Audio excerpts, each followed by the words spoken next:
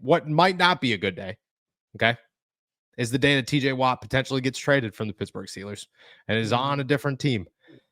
And Jerry Dulac said today on the Rich Eisen show that his clock striking midnight comes between week 1 of the regular season and the end of the preseason. That's when he says, maybe they've gone too far. He also says they are nowhere close to a deal. Everybody else is saying the same thing.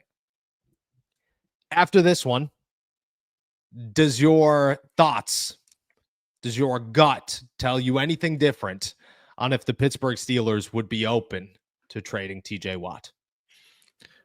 My gut, Noah, tells me that I am just not in control of this at all.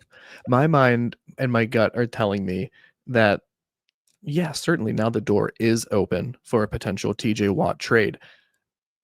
I stand by, like I have with my other firm convictions about the wide receiver room, that they are going to ink TJ Watt to a massive extension. It's going to be for a lot of money. I didn't think Minka was a possibility to get traded 24 hours ago. How foolish am I? Because of course, maybe it's a possibility that TJ Watt gets traded, and it's, maybe it was a 1% chance or a 2% chance, a day or two ago. Now it feels like a 10% chance, which is not a guarantee or even probable, but is very, very terrifying that has even progressed at all. But the way we are going right now, the Steelers are not. They're turning over every stone, so every option has to be considered. I look at it and say, if the Pittsburgh Steelers do all of this and then don't have TJ Watt on the field in 2025, what in the actual hell were they thinking?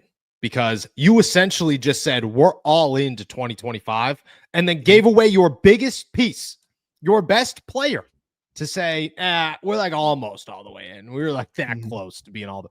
No. Now there's a problem because TJ wants too much money, apparently, for too long. I have heard, and Dulac said this today, so I could actually say it out loud, that TJ wants a 5-year deal. And at that point, he's 36 years old. That's too old.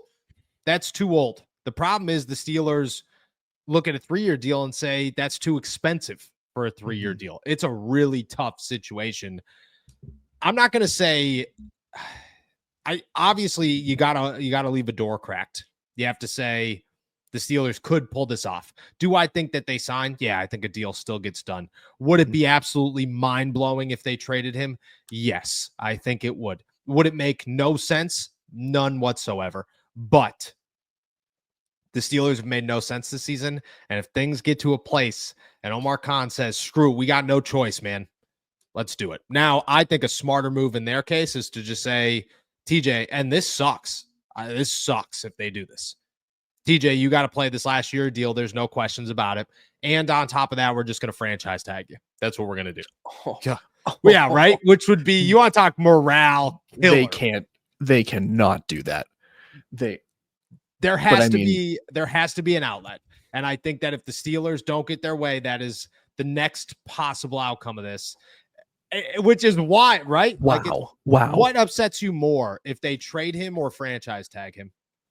Franchise tag him. Just trade him. That seems almost petty to a fault if they were to make him play the last year of his deal and then franchise tag him. Yes. Is it within their right as an organization? Technically, yes. Would it make them look like the worst run team in the NFL? Also 100% yes. So if that's the plan, if there's no other way forward, you got to trade them at this point. You got to get rid of them. I think it would be stupid to do so, but oh my gosh, I think it would be the stupidest thing in the world to franchise tag the greatest defender in, of this era for the Steelers. I was going to say second greatest, arguably the second greatest player to ever come through the Pittsburgh Steelers. Right. And you're just at 32, you're like, you know what? You've done so well. You've won Defensive Player of the Year. You put up sacks year after year. Franchise tag. Yeah. Like, worst year you've had as a professional, still Defensive Player of the Year finalist. You know what I mean? Like, yeah. I agree. Look at, I think it makes no sense, but I also think that they're really, really stuck right now.